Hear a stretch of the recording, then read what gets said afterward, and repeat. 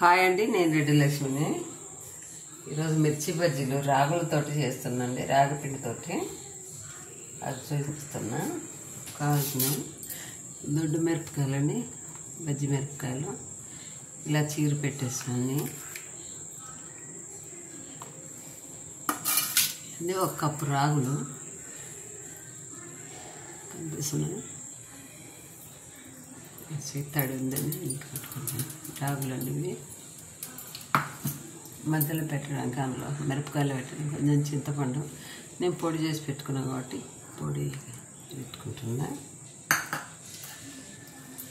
కొంచెం ధనియాలు జీలకర్ర పొడి అంటే ఇది సరిపడా ఉప్పు. ఇవి రాగులు మిక్స్ చేసుకుంటున్నాము.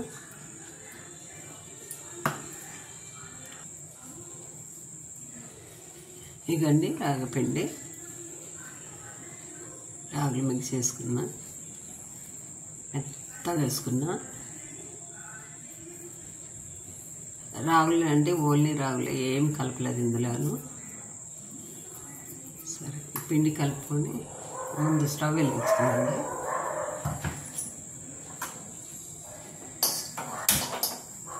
స్టవ్ వెలిగించుకొని సరిపడా నూనె వేసుకున్నాం.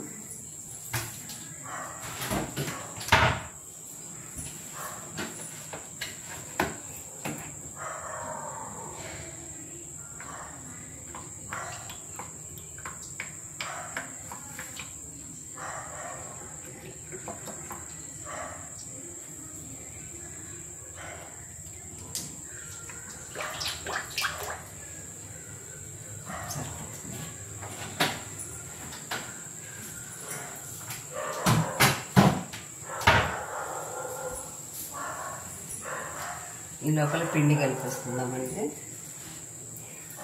గిన్నెలో తీసుకొని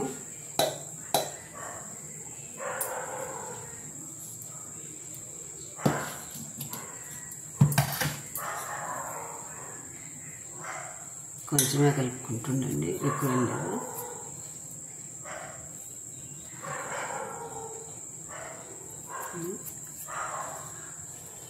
కొంచెం వంట సోడా వేసుకుందాము. వంట సోడా ఇదండి, కొంచెమైనా. కొంచెము వామండి, వాము నలిపి ఇందులో వేస్తాము.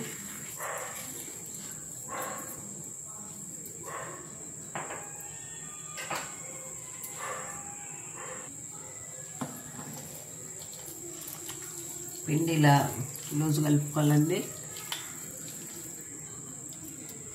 కాయ పెట్టేస్తే ఇలా పట్టేసుకోవాలి.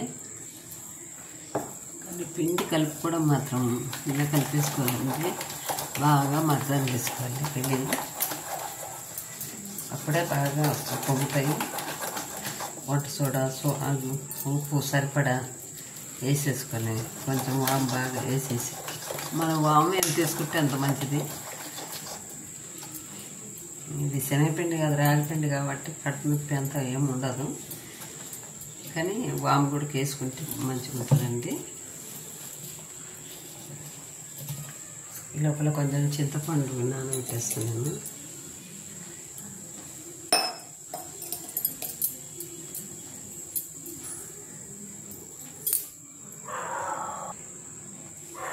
చింతపండు పౌడరే కదా, కొంచెం నీళ్ళు వేయగానే మెత్తగా అయిపోతుంది. ఇది పేస్ట్ లాగా.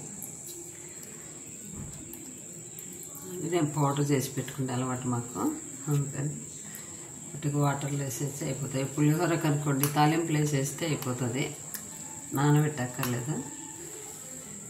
దీంట్లో జీలకర్ర కొంచెం ధనియాలు 2 కలిపి పొడి వేసిన, సరిపడా ఉప్పు వేసుకోవాలండి.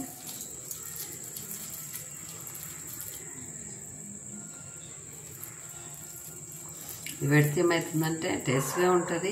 ఒకటి కారం లేకుండా ఉంటాయండి, కారం ఉండే మిరపకాయలు అయితే మంచిగా ఉంటాయి. కొంచెం మురికట్లా పెట్టేసుకోవాలి.